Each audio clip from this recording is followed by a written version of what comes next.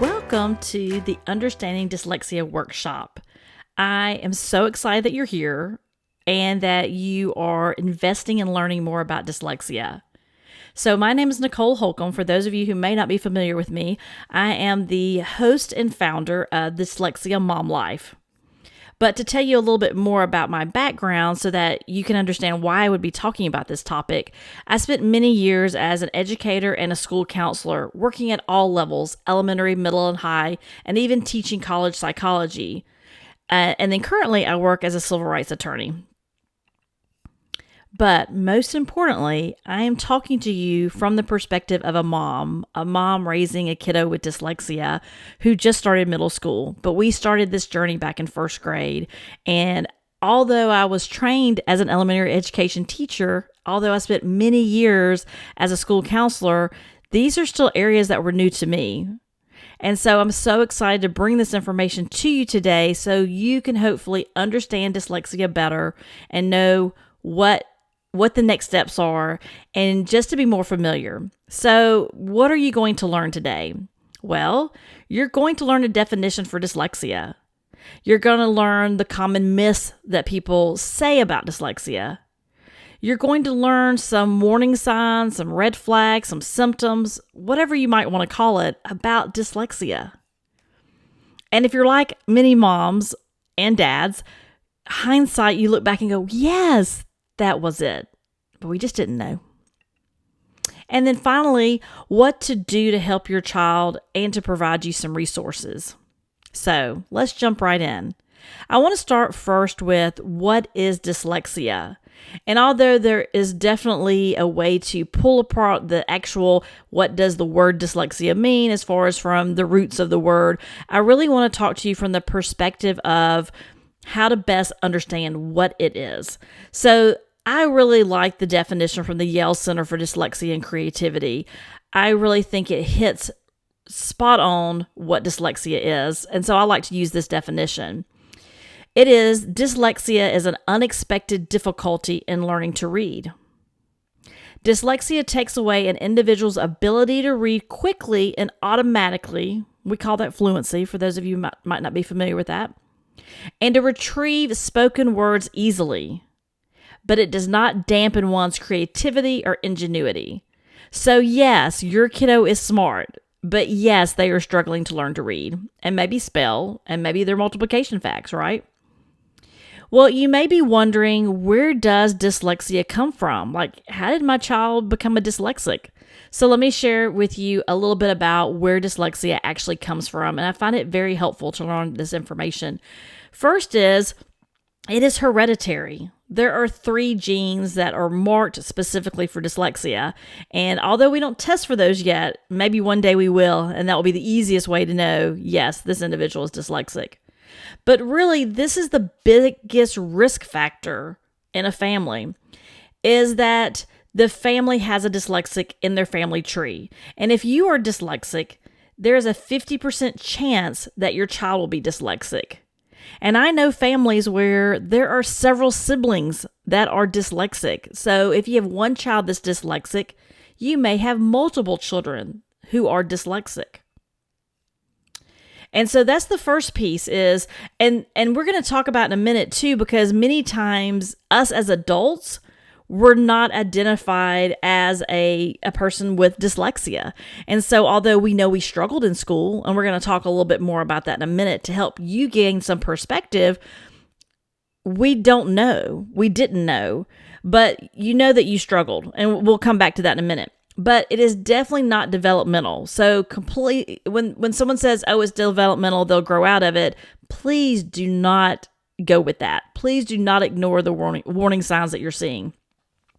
And then it's a brain difference. So the structure of the brain is different. So the left hemisphere is the same, but the right hemisphere is actually 10% bigger.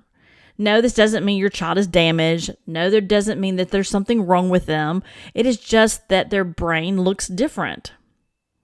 And since they have more brain, so to speak, on one side, they do have such amazing gifts and talents, but they also have an incredible struggle in their weak areas.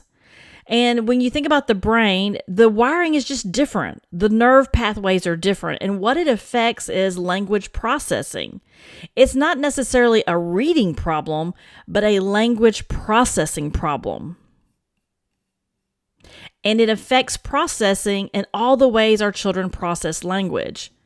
But in addition to that, there's two more areas that dyslexia impacts and it is part of. And one is directionality. And I have to raise my hand because directionality, it really is lifelong. And it does imply direction. So when you think about, when you say things like before and after, or next and previous, or first and last, and over and under, even going to the B's and the D's, all those directionalities sometimes gets lost in the way that our brain works. And time. Sometimes when you talk about yesterday or tomorrow, children with dyslexia and adults with dyslexia, it takes them a second because the brain is just wired differently. And the other part it really does impact is memory. So when you think about memorization, now that's not to say your child won't be able to memorize, because they do, and you do as an adult if you're the dyslexic in the family as well. But you're doing that through different senses as well. You're touching it, you're seeing it, and maybe it's three-dimensional. So things like sung lyrics come easily. But there's also a problem with sequencing, right? Like when you're trying to remember the days of the week, or your child's trying to remember the alphabet, what order it goes in. And sometimes random facts. Think multiplication facts. Many of our kids, and maybe even us adults, struggle with memorizing those multiplication facts. I can remember early on when our daughter was in kindergarten, first grade, and she was really struggling to learn those red words. At the time, they called them sight words. Then later, we called them red words. But at the beginning, the sight words is the ones I'm referencing in early elementary. We would study and study and study. And one day she would have them. And then by Thursday, when we were prepping for the test on Friday, it would be like she'd never heard of them before. But for dyslexics, they have to have a reference. And so when you say the word "the," there's no picture that pops in your mind for "the," right? So it's very difficult for them because there's not a reference for that. And so sight words, they're difficult. And so we would get, this is before the dyslexia identification. And so it was so frustrating because it was like, you had this 2 days ago. And now it was like she'd never seen the words before. So memory is definitely affected as well. Well, let's talk a little bit about heredity, because when you think about dyslexia, some of these pieces might be helpful for you, because when your child is struggling in school, you might not be sure, well, I don't know for sure that I'm dyslexic, right? So let's talk about what a mild dyslexic might look like.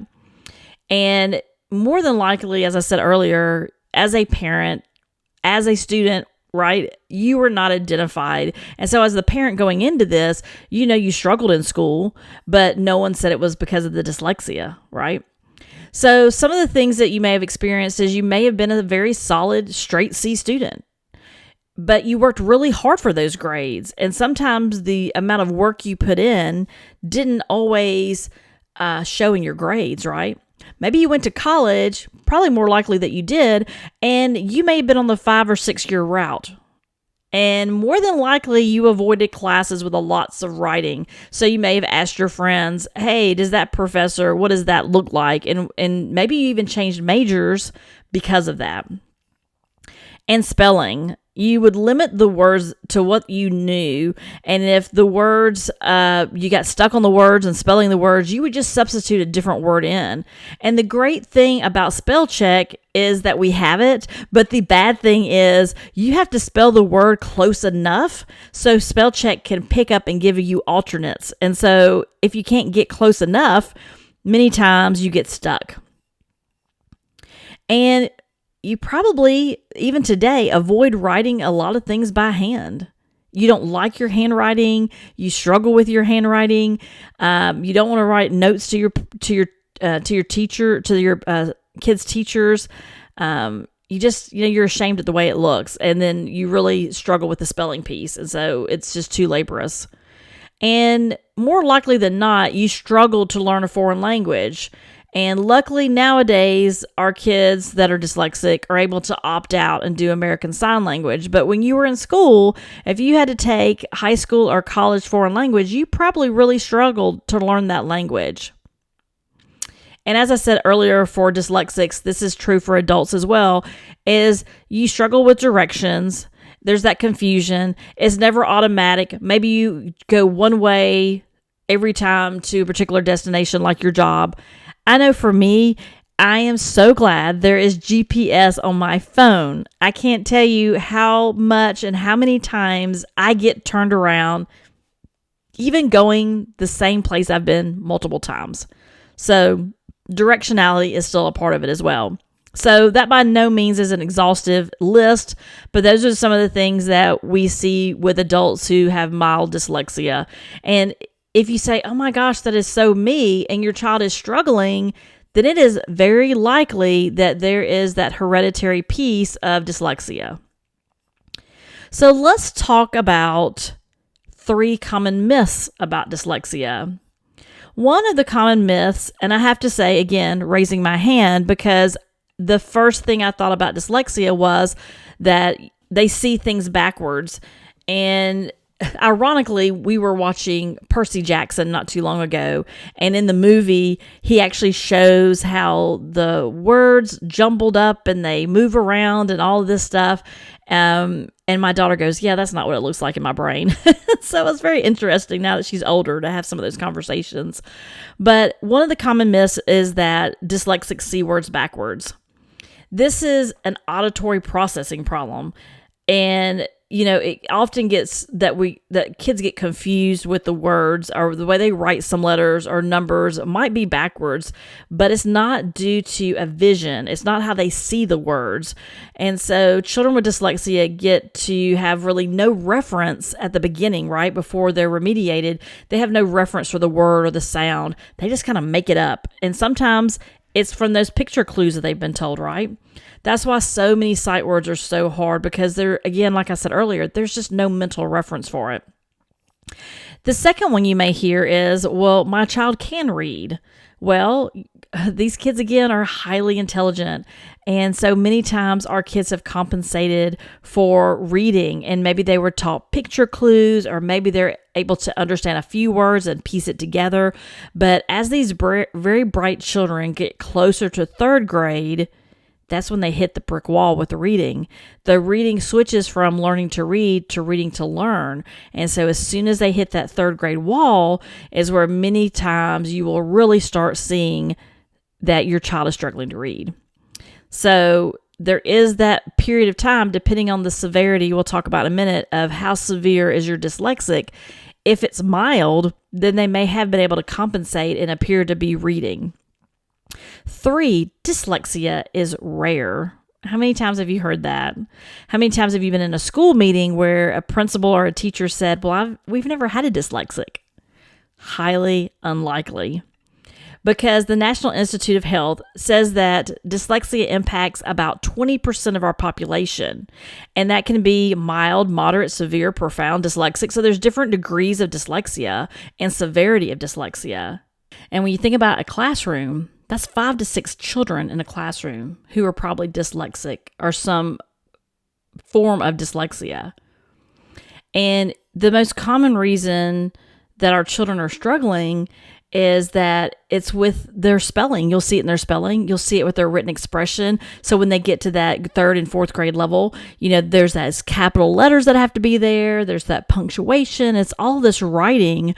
And that's really another part where you'll start really seeing it at that point in time. So let's talk a little bit about signs and symptoms and red flags and things that you can look for and things that you may see along the way that indicates that your child may be dyslexic. And so the first one we've already talked about earlier, which is heredity. So is there someone in your family, a parent, a grandparent who was dyslexic, or maybe struggled to learn to read, struggled to spell, struggled with writing, all those pieces that maybe went undiagnosed? But then the next piece is looking at, is your child having trouble with the sequence of the alphabet if they're really young? And maybe if they're not really young, right? Memorizing names of letters, like really understanding the letters. Multiplication facts, we see that a good bit as well. Spelling, spelling is still hard at our house, even for the adults in our house. Pronouncing words. Did your child early on say spaghetti?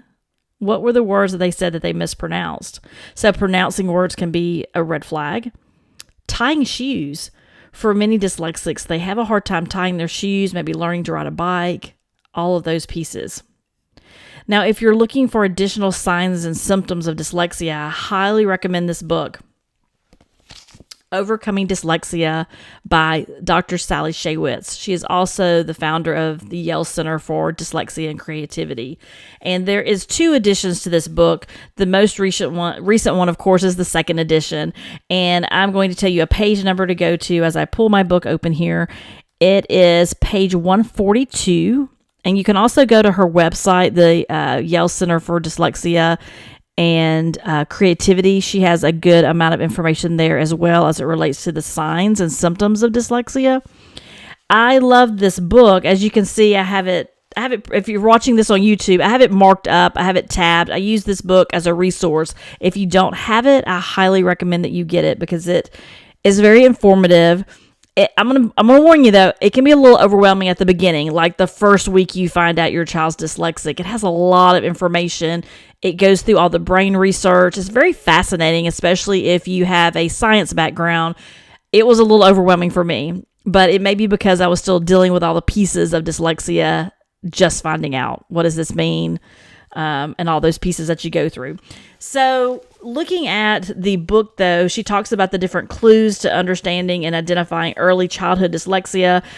What I love about how Sally Shaywitz talks about clues of dyslexia is that she also talks about not only the problems the children are having, but the signs of strength, of high-level thinking, how our children process other information other than reading and spelling and math for many. But, how our kids are creative and they think outside the box and they're able to figure things out and they have this high level of curiosity. They enjoy solving problems. They may even have a very large vocabulary. She talks about all of that in the book. So I love that. Like I said, her website also has some of these. I don't know that all of these are listed on there, but I think the majority of them are. So you can jump on the website, where the Yale Center for Dyslexia and Creativity, and I believe she has it under signs of dyslexia. And she references these things as these are the things you may see your child struggle with, but you may also see these things. So, for example, she talks in preschool years, difficulty in learning and remembering names of letters and numbers, right? We just talked about that. Constant mispronouncing of words, that persistent baby talk. They might not be able to rhyme really well. But then as our kids get older, she talks about that. This is mainly 2nd grade and beyond. She talks about the speech not being fluent. There may be pauses or hesitation when speaking. You may hear them use a lot of ums when speaking. And that's because they don't have a reference sometimes for an exact word they want to use. And so they may have a vague reference of stuff or things instead of the proper name for something. And that's because they can't find that exact word. They get confused sometimes and just can't pull that word out. But then she also talks about them slow to progress, slow to actually acquire those reading skills. So their reading may be really robotic, or they may read a sentence and not remember what they read because they were so busy trying to figure out what each word was. And they really have trouble with words they've never seen before. And as we think about, she has a whole list of these things in the back. She talks also about the reading being very slow and tiring. Like if your kids are at school all day, which obviously they are, but when they come home at night, if you see they are just worn out from school, it is because for a dyslexic, that's been a long day.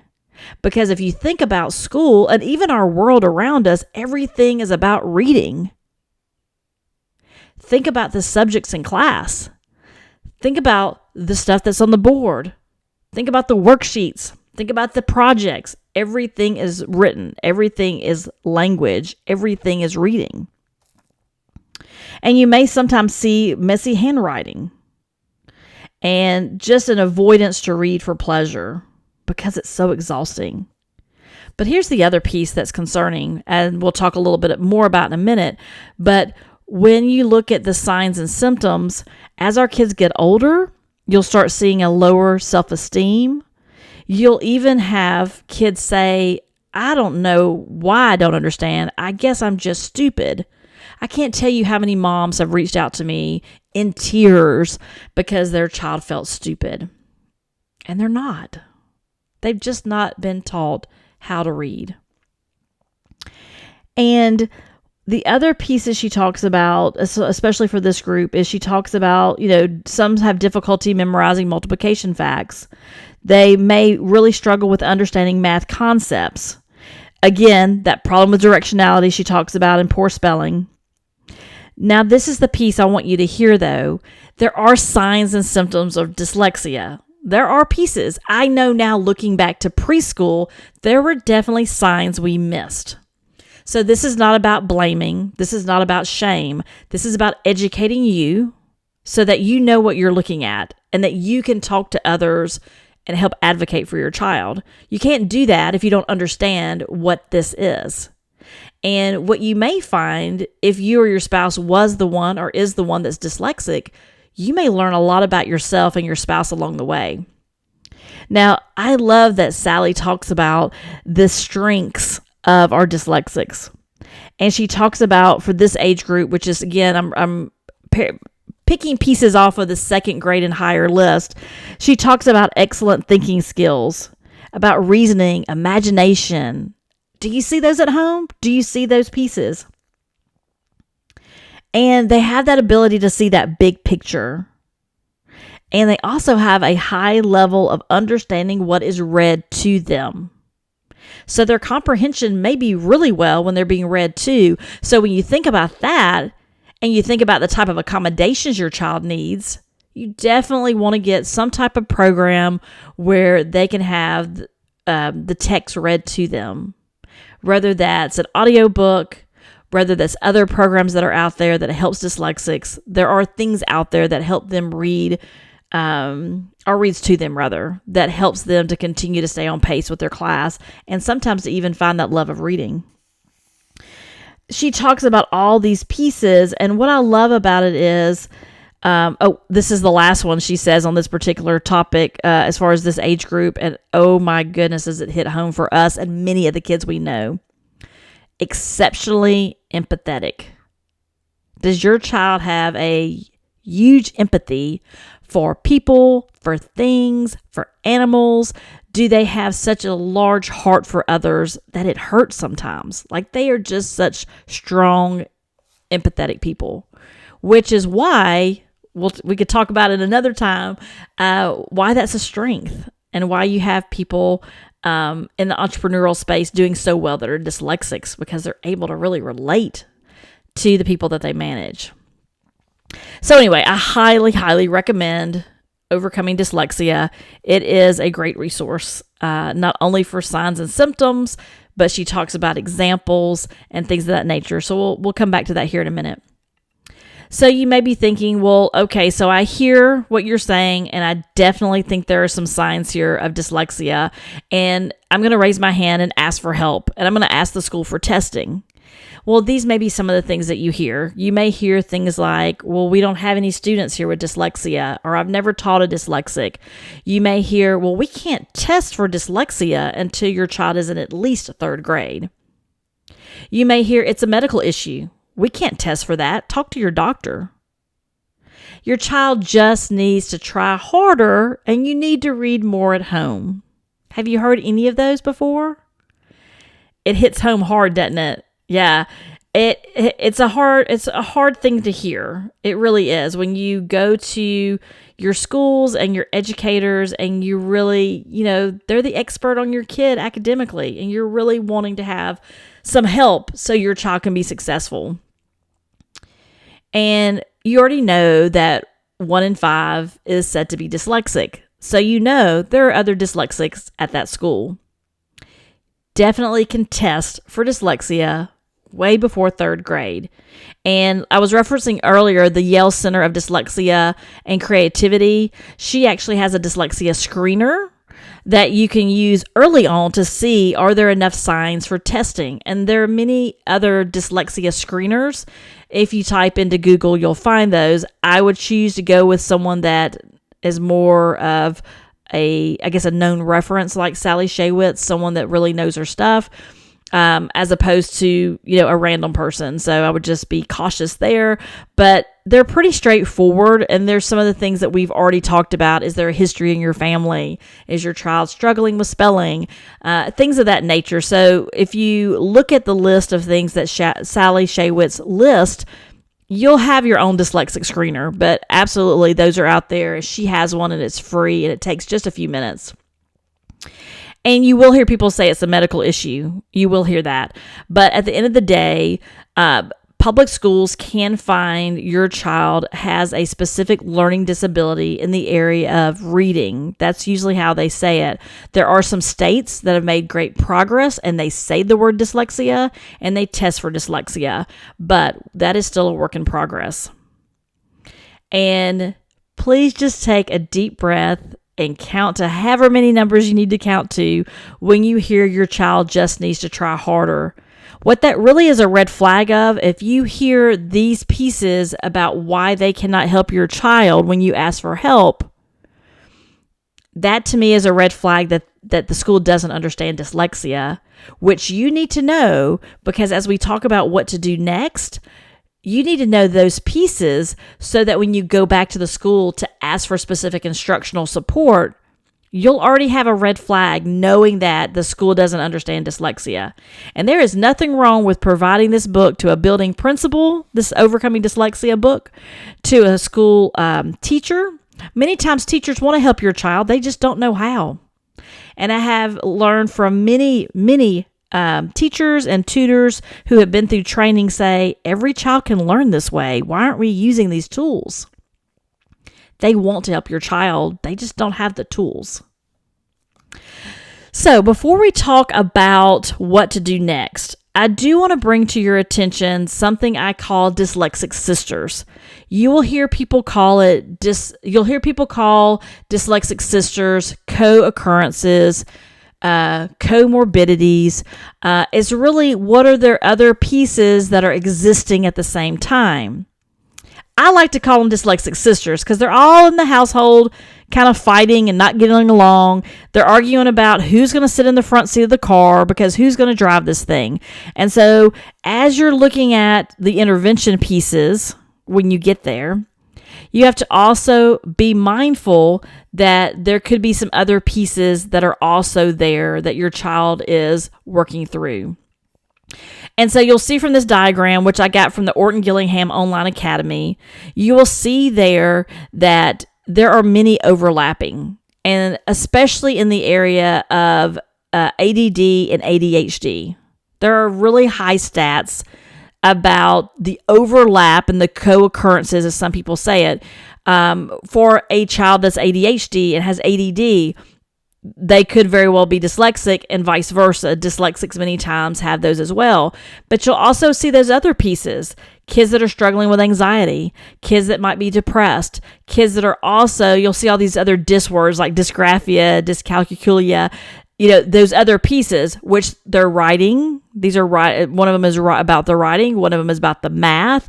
One of them is about just language, right? And you'll see at the top, developmental language disorder. There are some that have autism. There are others that have EF is executive functioning. Are they able to organize? Are they able to do step after step? If you say just go clean your room, do you go look and nothing's clean? It is probably because you need to give them step by step. Can you go up and bring your laundry down? And so you may have to reorganize the way you look at those pieces. I like for you to know about the dyslexic sisters because you can get blindsided looking at the dyslexia and not realizing the anxiety is so high because maybe your child is older and the bullying has happened, or the self-confidence is low, or I'm just stupid, I can't do this. And until they get the proper remediation and intervention, they feel that way. And so you may have to address that first. You may have to start addressing through school counseling, individual counseling, however you need to do that. Maybe it's conversations too at home to understand their dyslexia. So it could be who is in the driver's seat, and that may be where you have to start. Or you may be like us, we had to have speech therapy along with dyslexia and interventions there. So sometimes you may be doing multiple things at once, and that can feel a little overwhelming. But the reason I bring it up now is as you ask for help and as you figure out what the next steps are, you really need a whole picture. And so when you're going to get those assessments done and the evaluations and however you go about that, whether it's public or private, you really need to have a whole child perspective of what is going on with your child so that you can make sure they get the accurate and the right interventions. So what to do next? What do you do next? I hear some things that are concerning to me. I am learning so much about dyslexia. I think this is definitely what we're dealing with. Well, a couple of things. One is early identification. And maybe you're sitting there thinking, well, great, my child's in 4th grade.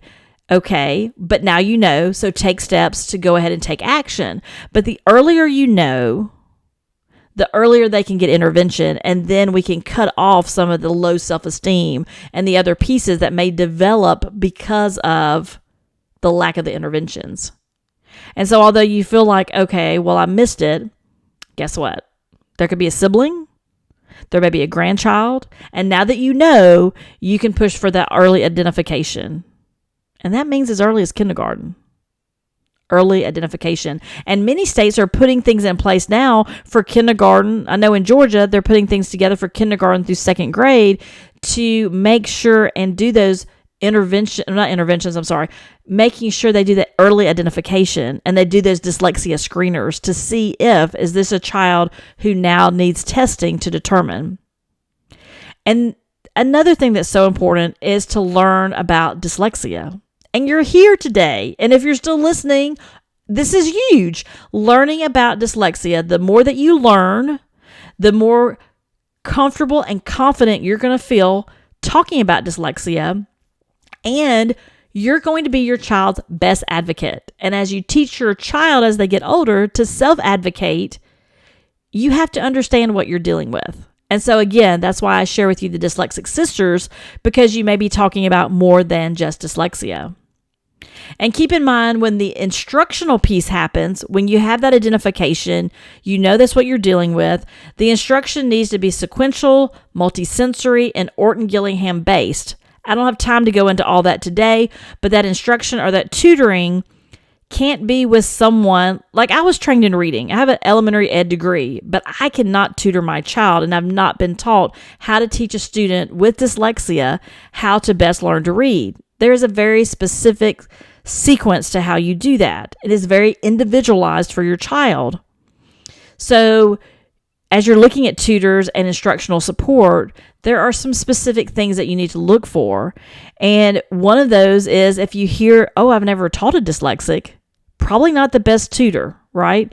If you're in a public school and you got what you got, right? Like this is just a teacher assigned to us, then you need to be asking questions about that support. And it may mean, like for some of us, that you have to go private or you have to do tutoring. I get that's a big pill to swallow, and I get that is not the most economical for most of us, but it may be a reality. So you can't keep doing more of the same and expect a change. So as they say, if nothing changes, then nothing changes. So if your child can't learn to read in the current environment, giving them more of the same is not going to correct it. Another piece that's so important is to really talk to your child about dyslexia. Now, that might not be the first day you find out. It's going to take you a minute. It's going to take you a minute to work through some of the mindset pieces you need to work through, not only to learn about dyslexia so you can answer their questions, but also to learn about your child's personal learner profile on dyslexia, possibly those dyslexic sisters. And for many kids, it's a relief to know, oh, that's what this is. Did you hear me say that? For some kids, it is a relief to know, oh, my brain thinks differently. It's not that I'm being lazy. It's not that I just didn't do, this right or that right. And so we are very open in our family about dyslexia. Obviously, I have a podcast, so my daughter is very aware of dyslexia, but it has been so important to us as a family early on to have those conversations. And whether you do that through introducing your child to a book or a book character or a movie character or however you choose to do that, but let me say this, developmentally when it's the right time to do that. So for us, we talked to our Orton Gillingham tutor, we talked to our psychologist, and we made that decisions together as a team as to when the right time was.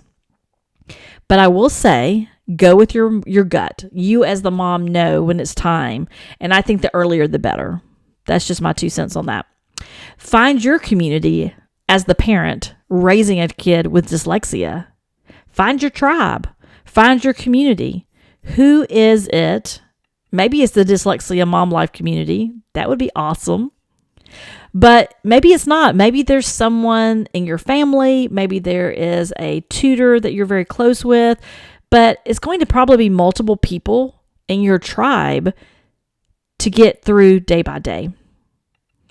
And another piece that to me is so important is to know and nurture your child's strengths. Your child has them, probably more than one. And it's so important when you think about day to day, going through their day and being bombarded with words they don't understand literally. They can't read. But then on the flip side of that, to have this amazing ability to write a play or it's not spelled right, or to trying to think, maybe they're an amazing soccer player. Maybe they love to act. Maybe they love to build. Maybe they love to create in Minecraft. Whatever it is, we need to embrace that and we need to encourage that as parents because you know what? That's what brings the self-esteem back. And it also gives you an opportunity of a deeper level of connection with your child, which to me is so important. At the end of the day, your child's not going to remember, more than likely, that you sat in the floor and you worked through that math problem over and over and over again. Now, obviously, the big part is not sitting on the floor. And the big part is that you continue to work on their homework. They're not going to remember, April 8th, second grade, 8th grade math homework. What they're going to remember is you had their back. What they're going to remember is every time they struggled, you were there. They're also going to remember every time they wanted to learn something new or they wanted to take that extra, that extra class or not extra class, but maybe that extra training for whatever it might be. That's their interest, that you were there and supported them. They wanted to take that extra music class in the summer. You made it happen.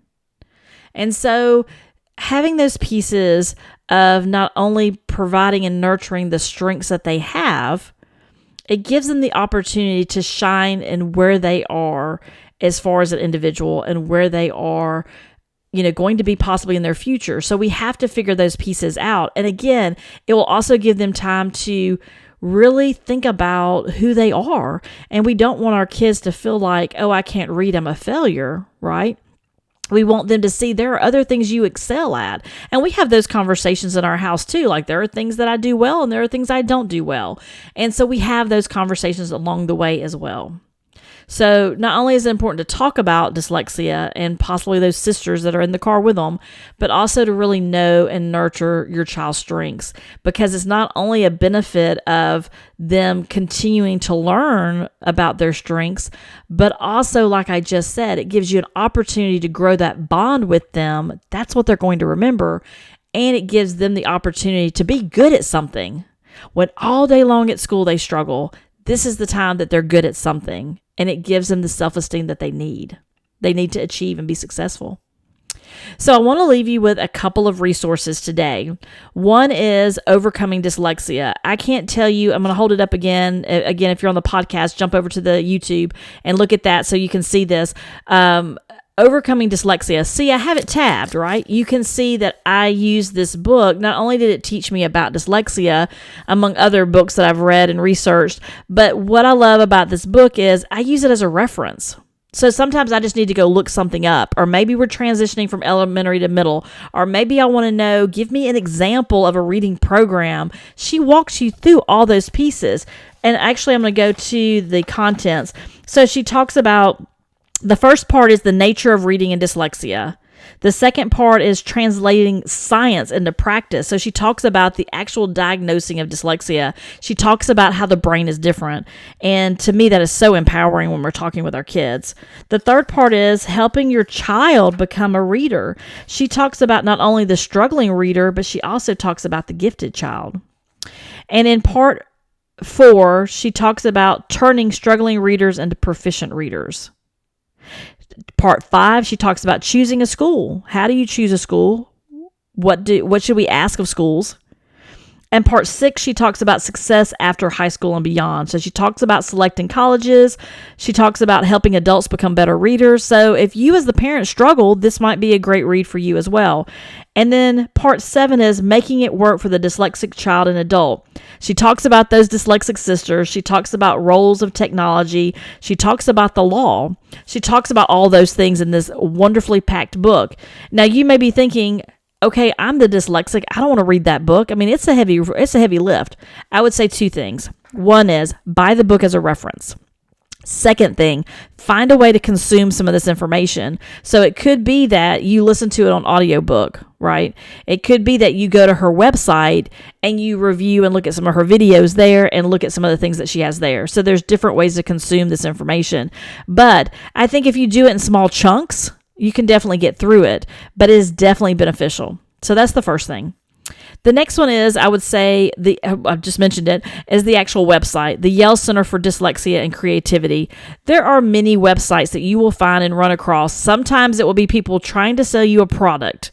So I would say be careful there. They're trying to sell you their reading program. And when you get to those websites, yeah, they do have information, and many times it is research-based, but not always. Sometimes they're trying to sell you something. So I would say, not only when you think about finding your tribe, find a few resources that are reliable. And this is one that I have found to be very reliable, which is the Yale Center for Dyslexia and Creativity. And for those of you that are on the YouTube channel, you can see that website as well. And she has lots of information on there, resources, success stories, advocacy. It's a really great place to go when you're looking for information. The other website that I highly recommend is the International Dyslexia Association. What I love about their website is not only do they give you information about dyslexia, but they also give you information as a family and a professional. So our teachers could go there, administrators can go there to learn more information. What I love about it, though, is that they provide what they call fact sheets. And these fact sheets, you can see it on the screen there, is lots of things. It can be homeschooling. It can be gifted and dyslexics. It could be, let's see, another example of things they have on here. Trying to look here. Let's see. Structured literacy. What is structured literacy? ADHD and dyslexia. Accommodations for students with dyslexia. A family's guide. That is amazing. It's long, but it's amazing. I would definitely go get a free copy of that. And now they have a link from that site over to this next site I have here, which is Welcome to the Dyslexia Digital Library. And so they've actually taken their resources and created a digital library. It's amazing because you can look for things by topic. And so it's very helpful as well. So a lot of the fact sheets you will now find over on the digital library. So I would just say bookmark these pieces, right? Bookmark these websites, and those pieces will be helpful to you as well. And of course, I couldn't end without saying also go to the Dyslexia Mom Life website. We have many resources there. We have the weekly podcast there. We have blog posts, and we have resources there as well that will help you along your journey. So I hope today we definitely, hope that you learned what it is to be dyslexic. I've hoped you learned some symptoms and some signs and red flags of dyslexia. Hope you learned some of those myths. There's also a podcast that I recorded about myths that go into more detail. And then hopefully you have kind of next steps, like what do I do next? And if you're looking for additional resources, I have also created a guide for you. It's Dyslexia Now What? It's the beginner's guide to learning about dyslexia. And it also has, it's like I said, a completely free guide, but it also provides you some insight as to next steps and things that you can do to best help your child and to learn just a little bit more about dyslexia. So, thank you so much for being here. I hope you learned a lot today about understanding dyslexia. And be sure to follow us and subscribe to the podcast and to the YouTube channel. And thank you so much for being here.